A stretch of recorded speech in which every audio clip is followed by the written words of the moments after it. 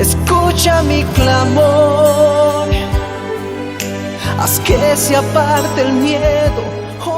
Hermanos, buenas noches. Nos encontramos reunidos para continuar con este hermoso estudio del libro de Reyes que hemos empezado. Hoy hemos terminado ya el primer libro de Reyes y hoy vamos a dar inicio al segundo libro de Reyes. Pero antes de empezar, quiero invitarlos a que inclinemos nuestros rostros y presentemos una oración a nuestro Señor Dios Padre Todopoderoso. Inclinemos nuestros rostros. Señor, te damos gracias por esta noche, te damos gracias porque tú eres el Ebenezer, tú eres el que guía. Y te pedimos, Señor, que tu sabiduría y tu entendimiento sea sobre todos nosotros los que estamos viendo la clase. Yo que voy a hablar, Señor, te pido que tú guíes mi palabra para que sea la tuya la que se exprese, Señor, y se entienda el verdadero mensaje. Te lo pedimos en el precioso y maravilloso nombre de nuestro Señor Jesucristo. Amén, amén y amén. Hermanos, amigos, buenas noches. Una vez más reunidos para continuar con este estudio del libro de Reyes. En esta oportunidad vamos a iniciar el segundo libro de Reyes y como ya lo hemos explicado en la clase pasada, este libro en lo que corresponde a su edición original es un solo libro. En la traducción que sucedió en el cambio del hebreo al griego, ¿no? En los primeros años del primer siglo, donde se hizo la Septuaginta, es cuando se dividió en dos libros. Pero la historia continúa. Hemos terminado la clase pasada en el primer libro de Reyes con lo que es la muerte de Acab, este rey israelita que vivió como pagano. Es un rey que se casó con una mujer, ¿no?, de Sidonia, de Sidonita, que era de Sidonio, era hija del rey de Sidonio, y ella se llama Jezabel. Y vemos cómo esta mujer lo orientó a que él adore a los dioses Baales, que eran los dioses de ella, y no solamente eso, sino que orientó al pueblo a hacer lo malo.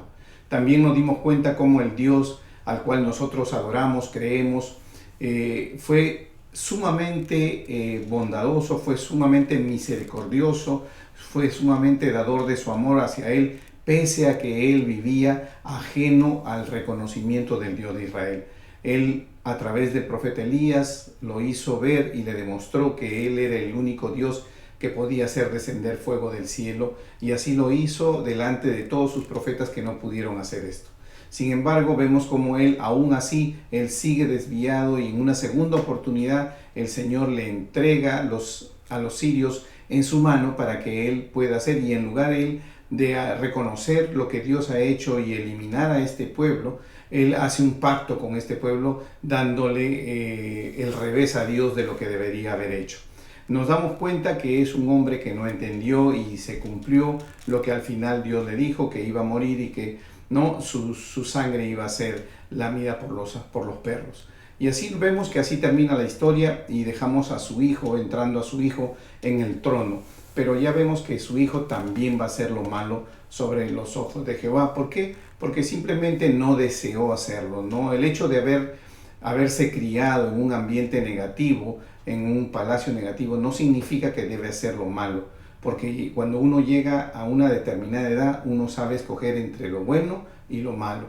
Él sabía, por palabra del profeta de Dios, que realmente él estaba haciendo mal. Aún hemos analizado la última vez la historia en la cual él trae ante el rey de Judá 400 profetas, y el rey de Judá le dice, por favor, ¿podríamos nosotros consultar un rey que realmente sea de Jehová? O sea, él reconoce, que el rey de Judá reconoce, cuando ya tiene un tiempo de paz con este rey de Israel, Acab, que realmente ellos se están conduciendo fuera de los caminos de Dios. Pero aún así, siendo ellos una sola nación que se dividieron y tuvieron conflictos, se ve aquí que comienza un proceso de unificación. Por lo menos así parece hasta el momento, como lo hemos visto, ¿no? Y estos reyes se asocian para después desasociarse nuevamente por el hecho de que Dios mostró que no estaba con ellos, que no estaba en relación a lo que era Acab, porque no estaba de acuerdo con lo que él hacía. Y ahora los invito a que vayamos al segundo libro de Reyes, al capítulo 1, para empezar a explicar esta historia.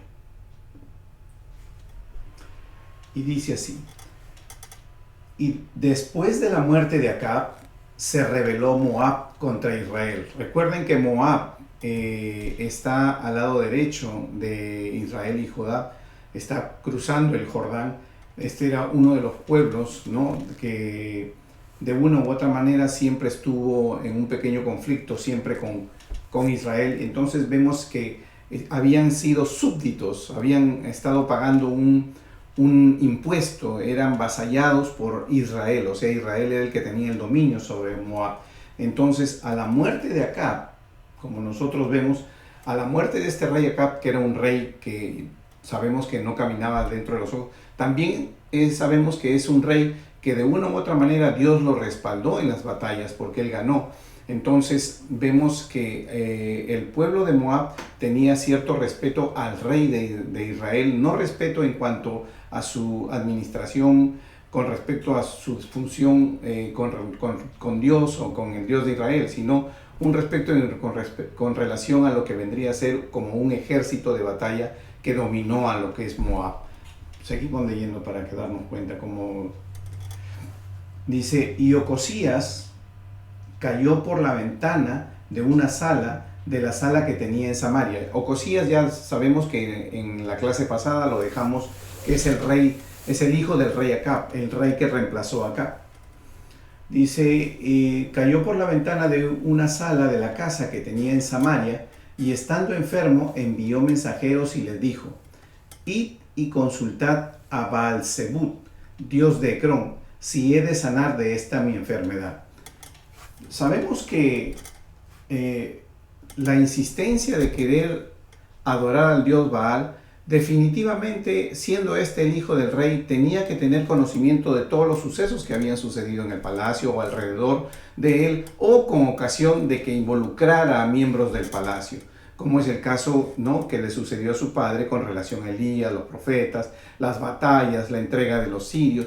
Sin embargo, en lugar este hijo de reconocer a Jehová, vuelve a hacer lo mismo, vuelve a consultar a los dios Baales, o sea, deja de lado al Dios de Israel para continuar en el pecado de su padre. Y observen ustedes cómo se desarrolla la palabra. Entonces el ángel de Jehová habló a Elías Tisbita, diciendo: levántate y sube a encontrarte con los mensajeros del rey de Samaria, y diles: ¿no hay Dios en Israel que vais a consultar a Baal-Zebut, dios de Ecrón? Aquí vemos cómo el Señor confronta a este nuevo rey, ¿no?, Ocosías, y le dice: ¿por qué vas? Prácticamente le está diciendo: ¿por qué vas a consultar a Baales? ¿Acaso no hay Dios en Israel? O sea, el Dios de Israel formalmente sabemos que es el Dios todopoderoso, ¿no? Y le dice: ¿acaso no hay Dios en Israel? ¿Y por qué vas a consultar? Le dice: no, a los Baales. Por tanto, así ha dicho Jehová: del lecho en que estás no te levantarás, sino ciertamente morirás. Y Elías se fue. O sea, Elías, que vemos que es un profeta que ha tenido un desempeño muy notorio en lo que es la palabra de Dios, haciendo valer las cosas que Dios ha hecho a través de él. Siempre hay que tomar en cuenta que las cosas que Elías ha hecho y va a hacer en lo que es la historia que continuamos, es Dios haciendo a través de Elías. ¿Y por qué hago esta aclaración, Dios haciendo a través de Elías? Porque vivimos en un tiempo actual en la que se suelen mirar hombres. Entonces, somos muy prestos, muy rápidos, muy solícitos a desviar la verdadera mirada del Dios de Israel o de nuestro Señor Jesucristo, como es en los tiempos actuales, donde damos crédito a los hombres por lo que hacen, pensando que en ellos hay o está el poder, cuando el poder es de Dios y es usado a través de una determinada persona, hombre o mujer. Continuamos. Dice versículo 5: cuando los mensajeros se volvieron al rey, él les dijo: ¿por qué os habéis vuelto? Ellos le respondieron: encontramos a un varón que nos dijo: id y volveos al rey que os envió, y decidle: así ha dicho Jehová, ¿no hay Dios en Israel que tú envíes a consultar a Baal-Zebut, dios de Ecrón?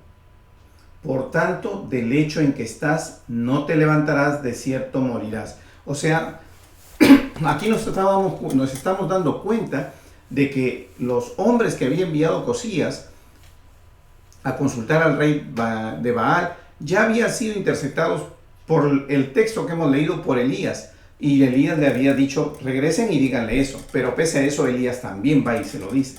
O sea, por segunda vez él recibe prácticamente una atención por parte de Dios, en el sentido de que se le está llamando la atención, y a su mismo tiempo un juicio por parte de Dios por haber hecho lo que ha hecho, ¿no? Y le dice, de tu lecho no te levantarás, o sea, morirás, de cierto morirás. Entonces él les dijo, ¿cómo era aquel varón que encontrasteis y os dijo tales palabras? Porque él conocía a Elías. Y ellos respondieron, un varón que tenía vestido de pelo y ceñía sus lomos con un cinturón de cuero. Entonces él dijo, es Elías Tisbita. O sea, nos damos cuenta aquí que efectivamente fue Elías el que mandó decirle, ajeno a que él también fue a decirle. Versículo 9. Luego envió a él un capitán de 50 con sus 50, y el cual subió a donde él estaba. O sea, envió un capitán al mando de 50 soldados, acompañado de 50 soldados. Eso es lo que quiere decir. Y aquí que él estaba sentado en la cumbre del monte, y el capitán le dijo, varón de Dios, el rey ha dicho que me desciendas. O sea, lo mandó a traer.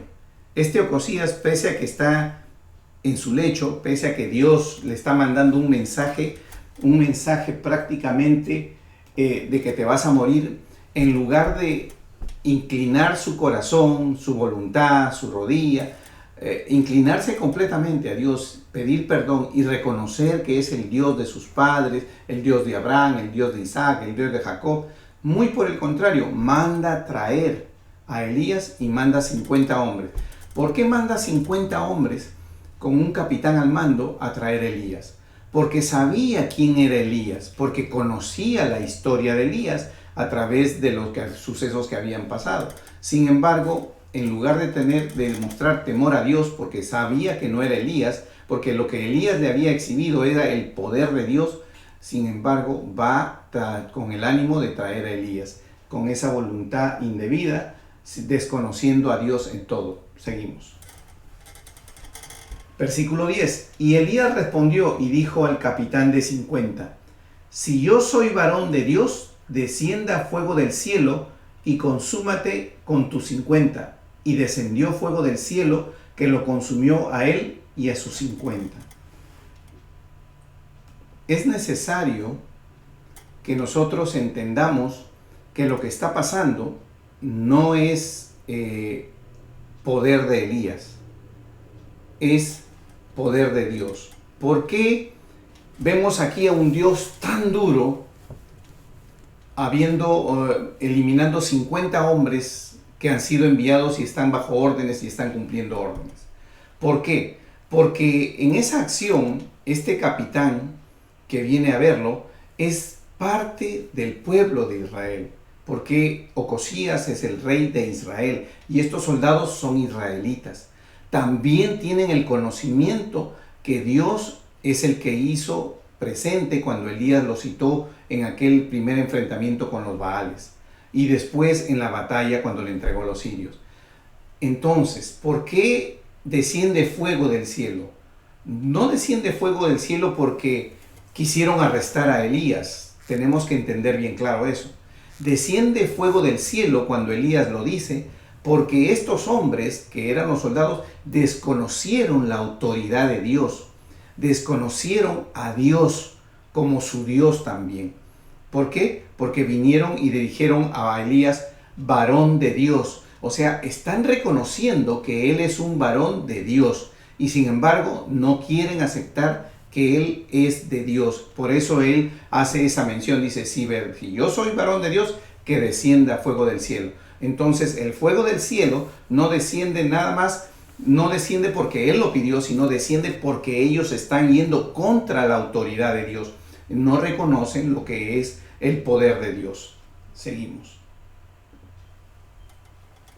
Dice versículo 11, volvió el rey Ocosías, o sea el rey de Israel estamos hablando, a enviar a él otro capitán de 50 con sus 50, y les habló y les dijo, varón de Dios, el rey ha dicho, desciende pronto. Y le respondió Elías y dijo, si yo soy varón de Dios, descienda fuego del cielo y consúmate con tus 50. Y descendió fuego del cielo y lo consumió a él y a sus 50. En segunda oportunidad, o sea, otro grupo de hombres vuelve a hacer lo mismo y no reconoce a Dios. O sea, no viene y se inclina a Elías, no como hombre, sino diciéndole, eres varón de Dios, porque reconozco que Dios te escogió, porque Dios es el que tiene la autoridad. Sin embargo, vuelve a suceder la misma historia con la misma interpretación que hemos expuesto. Versículo 13. Volvió a enviar al tercer capitán de 50 con sus 50. Y subiendo aquel tercer capitán, que ya conoce que 2 capitanes y sus 50 soldados han muerto, dice, se puso de rodillas delante de Elías y le rogó diciendo, varón de Dios, te ruego que sea de valor delante de tus ojos mi vida y la vida de estos tus 50 siervos. O sea, vino y reconoció a Elías como varón de Dios. ¿Y qué es lo que está haciendo al reconocer a Elías como varón de Dios? Está creyendo en lo que Elías dice. ¿Y qué es lo que Elías dice? Elías dice, yo solo tengo un Dios, el Dios de Israel, que es el que hace todas las cosas. Entonces, al reconocer que él es el varón de Dios, está reconociendo a Dios. Por eso es que aquí vemos una historia diferente y lo vamos a continuar leyendo. Vayamos al versículo siguiente y dice, versículo 14. He aquí ha descendido fuego del cielo y ha consumido a los 2 primeros capitanes de 50 con sus 2 50, o sea, 100 soldados y 2 capitanes. Sea estimada ahora mi vida delante de tus ojos. Entonces el ángel de Jehová dijo a Elías, y quiero detenerme aquí porque el ángel de Jehová, o sea, en este caso la historia o la Biblia, el ángel de Jehová tiende a ser una designación especial para nuestro Señor Jesucristo. Cuando hablamos del ángel de Jehová, usualmente, en la mayoría de los casos, estamos hablando de nuestro Señor Jesucristo. Pero si hacemos una interpretación más genérica, ángel es sinónimo de mensajero. Entonces, en este caso, en la historia de Elías, no podemos asegurar que el ángel de Jehová al que se está detallando, o sea, el mensajero de Jehová, necesariamente en este caso podría haber sido nuestro Señor Jesucristo, porque no hay mayores detalles de eso. Pero sí sabemos que el ángel de Jehová es un mensajero de Dios. En eso sí estamos de acuerdo. El término, la definición genérica es mensajero de Dios. Y como está escrito de esa manera, entonces el contexto no nos lleva a definir realmente. ¿Podría haber sido nuestro Señor Jesucristo? Sí, podría haber sido nuestro Señor Jesucristo. ¿Podría haber sido un ángel simplemente que envió Dios para que cumpla con la misión de notificarlo y avisarle o decirle algo a Elías? Sí, también podría ser, porque en ambos casos ángel significa mensajero. Continuamos. Entonces el ángel de Jehová dijo a Elías, desciende con él, no tengas miedo de él. Y él se levantó y descendió con él al rey. O sea, en esta oportunidad él bajó y se fue donde el rey. Y le dijo, así ha dicho Jehová, por cuanto enviaste mensajeros a consultar a Baal-Zebub, dios de Ecrón, ¿no hay Dios en Israel para consultar en su palabra? O sea, le vuelve a repetir, ¿por qué mandas a consultar a los dioses paganos si acaso tú no tienes un Dios que es el Dios de Israel? No te levantarás por tanto del lecho en que estás, sino que de cierto morirás. Y versículo 17 dice, y murió conforme a la palabra de Jehová que había hablado Elías. Reinó en su lugar Jorán en el 2º año de Jorán, hijo de Josafat, rey de Judá, porque Ocosías no tenía hijo.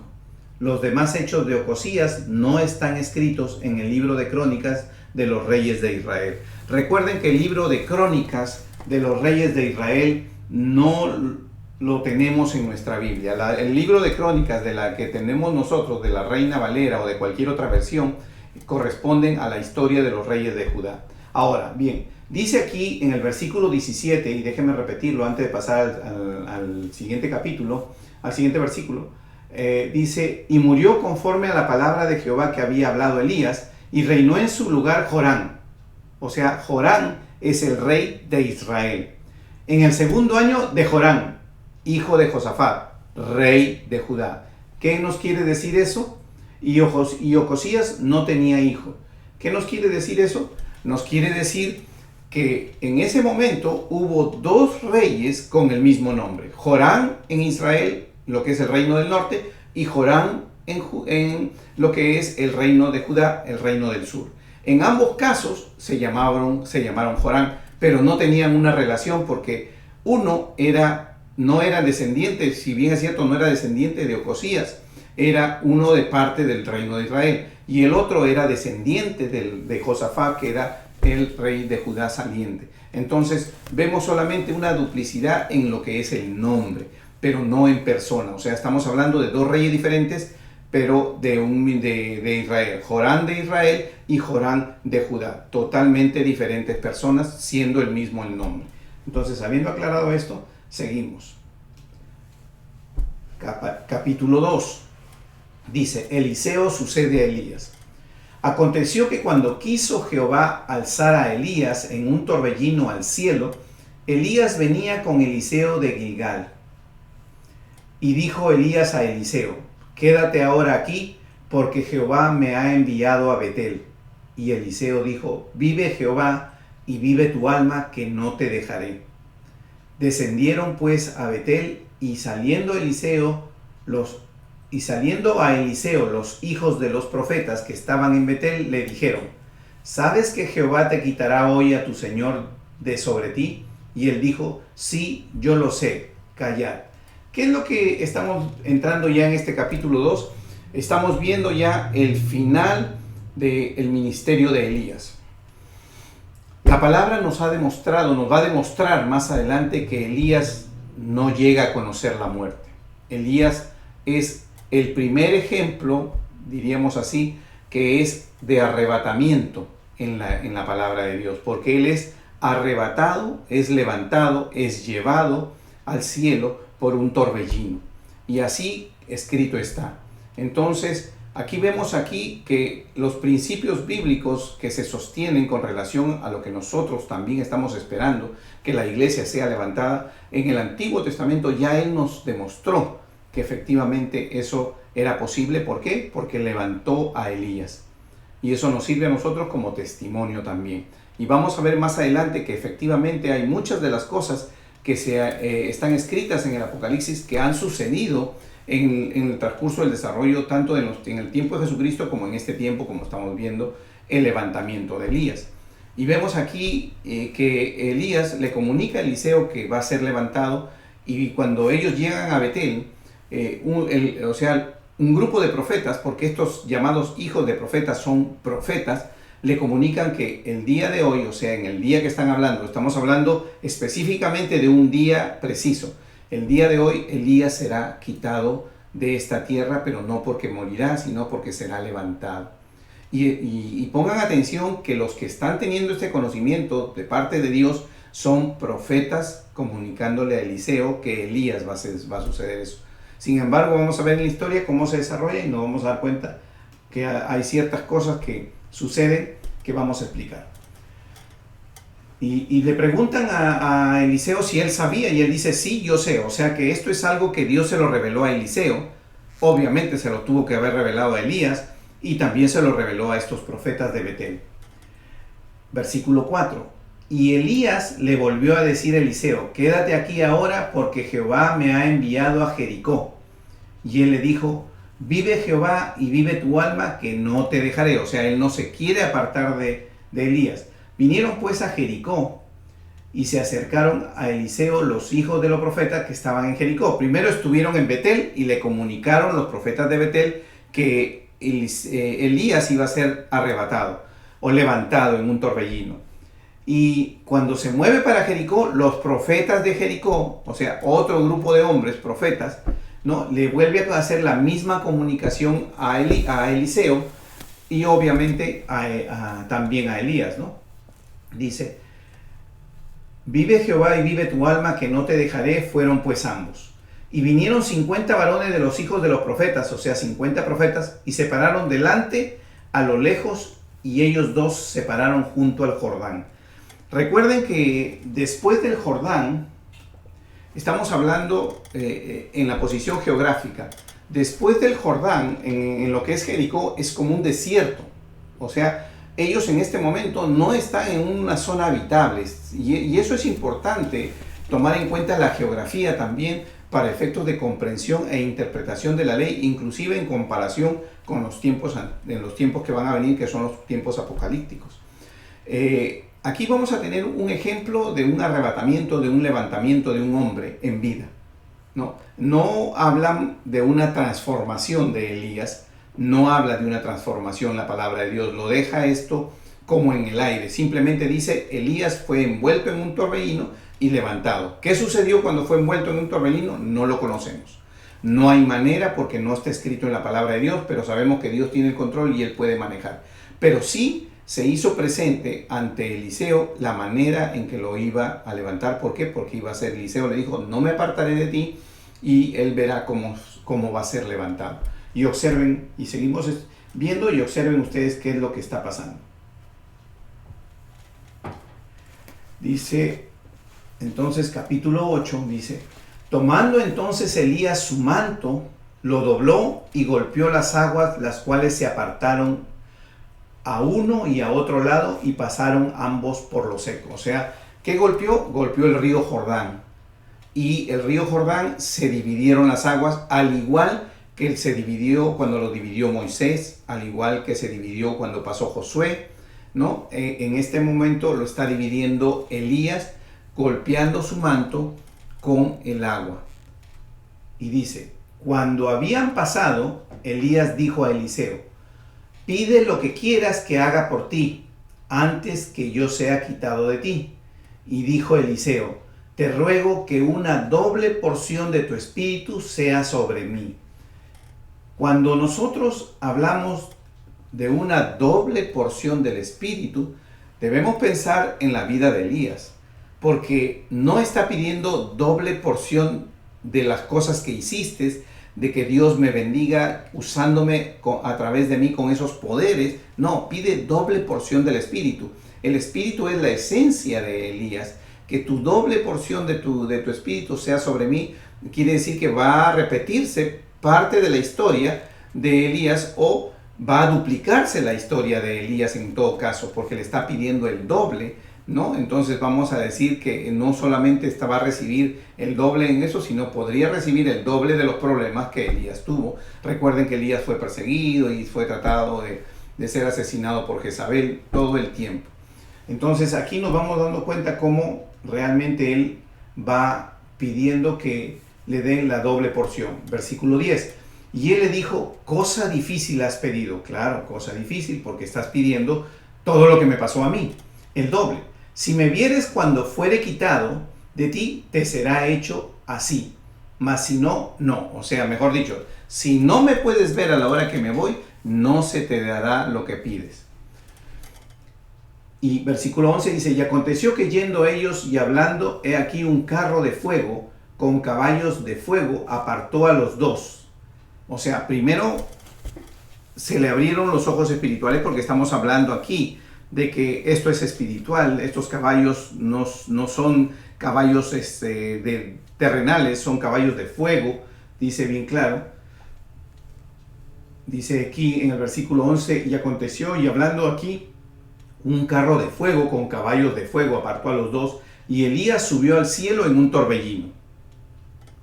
Viéndolo, Eliseo clamaba, Padre mío, carro de Israel y a su gente a caballo.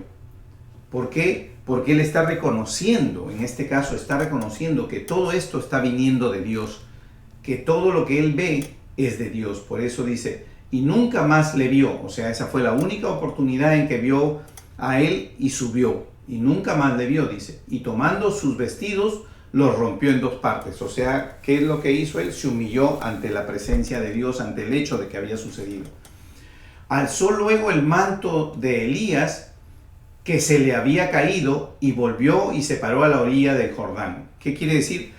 Muchas veces, hemos escuchado que Elías le entregó el manto en este caso le entregó el manto, pero nos vamos a dar cuenta que efectivamente no le entregó el manto. el manto se cayó. Por eso es que cuando él se acerca para ver el manto, él recoge, dice el manto, que se le cayó a Elías.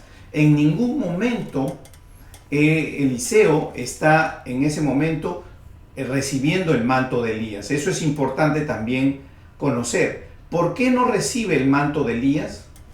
No recibe el manto de Elías porque realmente Eliseo está recibiendo es la bendición. El manto es solamente el instrumento que podríamos decir representa la autoridad. Sabemos que el manto en el pueblo de Israel representa la autoridad, pero la autoridad no se recibe con el manto.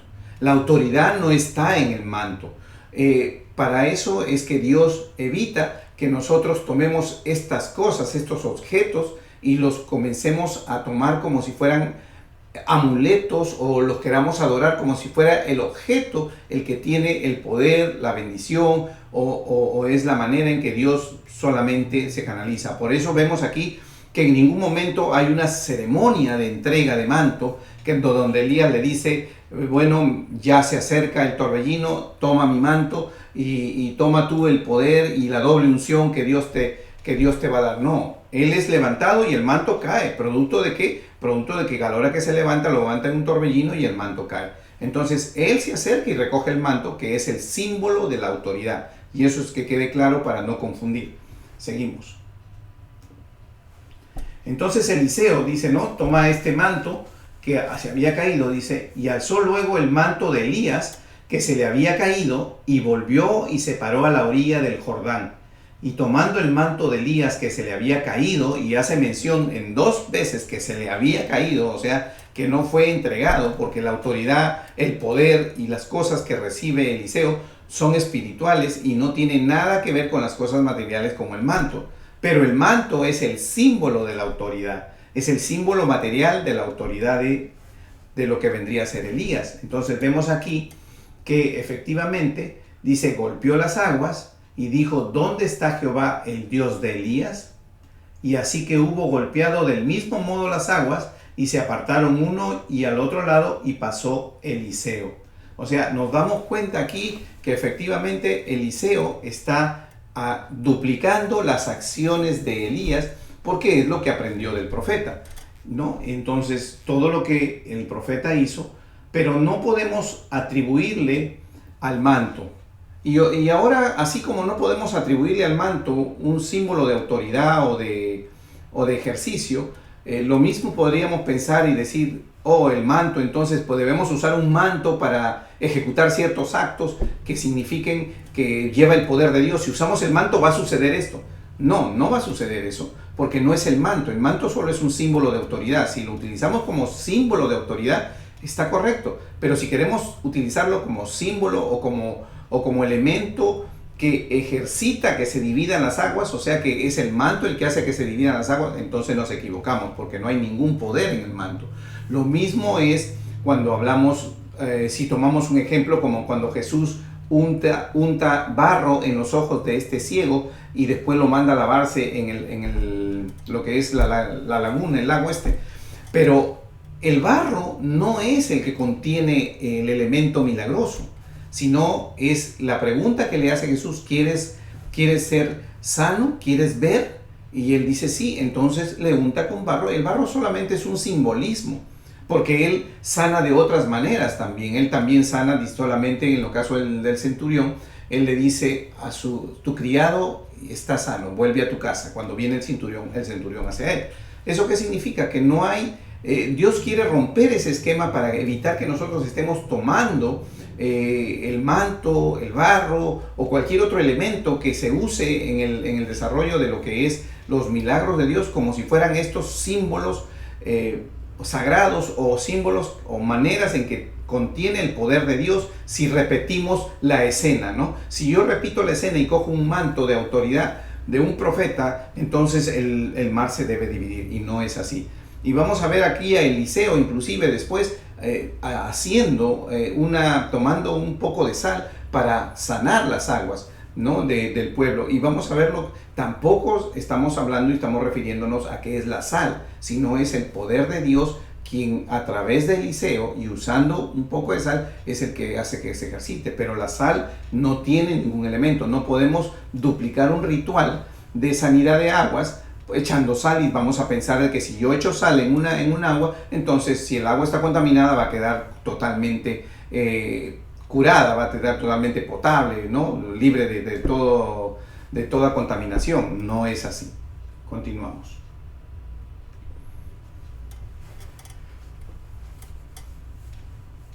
Entonces, dice aquí, versículo 15, viendo los hijos de los profetas que estaban en Jericó al otro lado, dijeron, el espíritu de Elías reposó sobre Eliseo. Y vinieron a recibirle y se postraron delante de él y dijeron, he aquí, hay con tus siervos 50 varones fuertes, vayan ahora y busquen a tu señor, quizás lo han levantado el espíritu de Jehová y lo ha echado en algún monte o en algún valle. Y él les dijo, no enviéis. Mas ellos le importunaron hasta que avergonzándose dijo, enviad. Entonces ellos enviaron 50 hombres, los cuales lo buscaron 3 días, mas no lo hallaron. Observen ustedes, es increíble la incredulidad del hombre. Son profetas, son hombres que han recibido el mensaje de Dios. Le comunicaron a Eliseo, le comunicaron a Elías, algo que ellos ya sabían, ¿no? Estos que estamos hablando de Jericó, que efectivamente Elías iba a ser quitado. Y vemos aquí que sucede el evento, que el torbellino se lleva a Elías, y cuando sucede el evento, también hay que notar esto, no sucede dentro de la ciudad, no sucede en un poblado, sucede en una zona desértica donde solo Eliseo y Elías estaban presentes y muy a la distancia estos profetas. ¿Qué significa esto? Significa que Dios no quiso en ese momento revelarle al pueblo este suceso que estaba produciéndose en este momento, como es el levantamiento de Elías. No lo quiso hacer porque podía haberlo hecho en público para que sea de testimonio y de testigo del poder de Dios a todo el pueblo de Israel. Sin embargo, no sucedió. Pero observen ustedes cómo, pese a estos profetas, habiendo conocido con anterioridad, en ese momento que Eliseo viene y reconocen que tiene el espíritu de Elías sobre él, ellos dicen, busquemos a Elías, como que lo levantó un tornado y lo arrojó por algún lado. Y eso Eliseo dice, no es así. ¿Por qué? Porque Eliseo sabe que se ha ido con Dios, que ha sido arrebatado, que ha sido levantado al cielo. Entonces, ¿qué es lo que sucede aquí? Sucede una incredulidad por parte de estos profetas. Esta incredulidad de los profetas es realmente sorprendente. Porque habiendo recibido palabra de Dios, habiendo recibido mensaje de Dios, no creen en los sucesos. Y son insistentes con Eliseo para ir a buscar. Y Eliseo termina diciendo, ok, vayan a buscarlo. Y obviamente 3 días después regresan y nunca lo hallaron. ¿Por qué? Porque él no fue levantado por un huracán, por un tornado, por un viento fuerte y lanzado a otro lugar. De ninguna manera. Él fue arrebatado por Dios. Y este es el primer momento en que vemos que nuevamente, ya en los tiempos pasados, porque sabemos que en Génesis hemos estudiado que Enoc también fue arrebatado, también fue llevado por Dios. Entonces tenemos aquí a Elías como el segundo hombre que fue levantado, que no vieron la muerte. Entonces, para los tiempos de los reyes, él es el primero de lo que está sucediendo, pero en el tiempo bíblico que hemos estudiado, estamos viendo que ya Elías es el segundo hombre arrebatado por Dios, que no encuentran la muerte. Seguimos.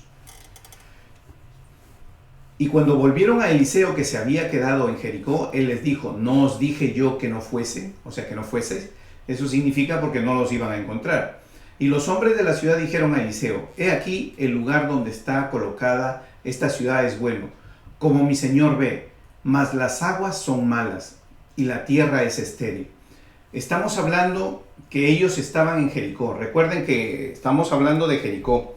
Jericó, ellos cruzaron, ¿no?, el Jordán, sucedió el levantamiento de Elías y Eliseo regresa nuevamente, cruza el Jordán nuevamente en seco, ¿no?, se encuentra con los profetas y después de que viene esta discusión de que de repente lo ha levantado y lo buscan y no lo encuentran, le comunican a Eliseo que las aguas están contaminadas. Recuerden ustedes que hubo una maldición sobre Jericó y se dijo que Jericó, que había sido destruida cuando Josué entró y se dio la maldición, él dijo, no se volverá a levantar Jericó. Sin embargo, estudiamos, ¿no?, en el caso pasado, en el primer libro de Reyes, que hubo un rey que levantó Jericó nuevamente y construyó lo que corresponde a los muros y la ciudad, y sabemos que pagó el precio de la maldición, la muerte de su primogénito, del último, y todas estas cosas que Dios le había designado al que hiciera eso. Entonces, y vemos que pese a haber pasado 500 años promedio desde que se derribó la ciudad, la palabra de Dios se cumplió, porque la palabra de Dios no tiene día de expiración, sea para una bendición o para el castigo de una maldición. En todos los casos, el que incurre en la desobediencia de Dios, no importa que hayan pasado 500 años. Y vemos cómo eso sucedió. Entonces, ahora comprendemos por qué las aguas estaban amargas, por qué las aguas estaban contaminadas, porque realmente estaba una ciudad que había estado bajo la maldición de Dios, ¿no?, en cuanto a que no debió ser construida, no debió ser levantada. Y le piden a Eliseo que sane las aguas. Entonces vamos a seguir leyendo y nos vamos a dar cuenta cómo hace Eliseo. Dice, y los hombres de la ciudad dijeron a Eliseo, he aquí el lugar en donde está colocada esta ciudad, o sea Jericó, es bueno, como mi señor ve, mas las aguas son malas y la tierra es estéril, o sea la tierra tampoco produce, ¿no?, alimento. Entonces él dijo, traedme una vasija nueva, poned en ella sal, y se la trajeron. Y saliendo a él a los manantiales de aguas, echó dentro de la sal y dijo, así ha dicho Jehová, yo sané estas aguas y no habrá más en ellas muerte ni enfermedad. Y fueron sanas las aguas hasta hoy, conforme a la palabra que habló Eliseo. Observen ustedes cómo realmente Eliseo comienza también a actuar en favor de este pueblo y hace este milagro. Vuelvo a repetir, no es la sal. Dice, por eso bien claro dice en la última parte, Jehová ha dicho, sané estas aguas. O sea, en ningún momento se está diciendo que las aguas sanaron por la sal. Se usó una manera física de un elemento físico conocido, como es la sal, pero no significa que eso tenga que ver. Podría haber usado cualquier otra cosa y también hubieran sido sanas las aguas, porque dice bien claro, dice, yo sané, dice, así ha dicho Jehová, yo sané estas aguas y no habrá más en ellas muerte ni enfermedad, porque no son los elementos que usas, sino es Jehová actuando. Y eso lo hacen y lo escriben de esa manera para que uno entienda que realmente es así y no se desvíe y no ande buscando amuletos, ande buscando objetos que crean que los objetos son los que realmente van a traer la bendición de Dios o el Espíritu de Dios o van a desencadenar el poder de Dios. Lo único que desencadena el poder de Dios es la fe. Y sabemos que a través de la palabra de Dios, la fe es la que ha desencadenado el poder de Dios. La fe de Abraham es la fe por la cual se justificó Abraham. Le creyó a Dios. O sea, es el único momento en que nosotros podemos decir que es de esa manera. Después estamos hablando de todo lo que es Dios. Todo tiene que ver con Dios y no tiene que ver con los elementos que se utilizan, ¿no? Aquí son sanas por la voluntad de Dios. Dice, versículo 23, después subió allí a Betel, o sea, se vino de Jericó a Betel, y subiendo por el camino salieron unos muchachos de la ciudad y se burlaban de él, diciendo, calvo sube, calvo sube. Mirando él atrás, los vio y los maldijo en el nombre de Jehová. Y salieron 2 osos del monte y despedazaron de ellos a 42 muchachos. Y de allí se fue al monte Carmelo y de allí volvió a Samaria. Observen ustedes con cuidado qué es lo que estos muchachos, que no, la palabra muchachos no está referida a un muchacho como lo conocemos nosotros, sino prácticamente a hombres. No estamos hablando ya de gente de 30 años aproximadamente para arriba.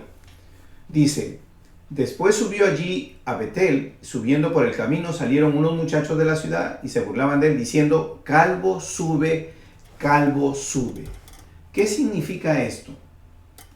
Significa que están diciéndole calvo sube porque están tomando en cuenta la referencia de lo que le había sucedido a Elías.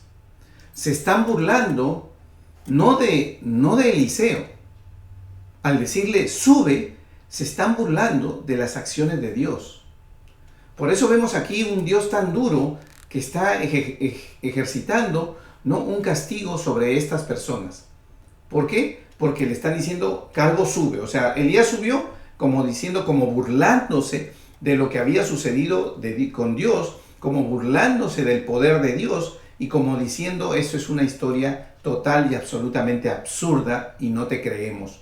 Si él subió, sube tú también, calvo sube, sube. Seguro que su apariencia física tenía que ver con su calvicie, pero no está orientada al insulto de él. No estuvieron, o sea, no está la acción de Dios del castigo que sucede con estas personas, no está orientada a que él, por haber sido calvo y haber dicho eso, son castigos, sino que el hecho de decir calvo sube, estamos tomando como burla lo que le había sucedido a Elías, que subió, fue tomado por Dios. Entonces estuvieron burlando de Dios. Obviamente citando la presencia física de Eliseo, que seguro que no tenía pelo y tenía una calvicie, entonces lo apodaron porque todo para darle ese tono de burla. Tal vez si le hubieran dicho Eliseo, ¿por qué no subes tú también? Entonces hubiera sido tal vez diferente, porque la intención y la tonalidad que se hubiera hablado hubiera sido como, ¿por qué no subiste tú también? Como una pregunta, como una intriga, pero esto fue una burla. Y la burla no fue hecha a Eliseo, la burla se la hicieron a Dios, porque estaban hablando de sube, no, y eso no era correcto. Esa es la historia que estamos analizando. Por eso es que nosotros vemos lo mismo. ¿Recuerdan cuando estudiamos a Samuel? Cuando le dice, el pueblo le pide rey, ¿qué le dice Dios a Samuel? No te están desechando a ti, Samuel, me están desechando a mí, porque el que los está guiando a través de ti soy yo. Lo mismo sucede aquí. No está sucediendo un castigo porque se están burlando de Eliseo, de su físico de Eliseo. Se están burlando de la acción de Dios. Obviamente utilizan una burla para identificar a Eliseo y formar una frase burlona, una frase sarcástica, diciendo calvo sube, calvo sube. Hermanos, por el día de hoy, esta noche, hemos terminado. Y les doy gracias por su atención y los invito a que me acompañen el próximo martes a las 8:30 de la noche. Gracias, Dios los bendiga.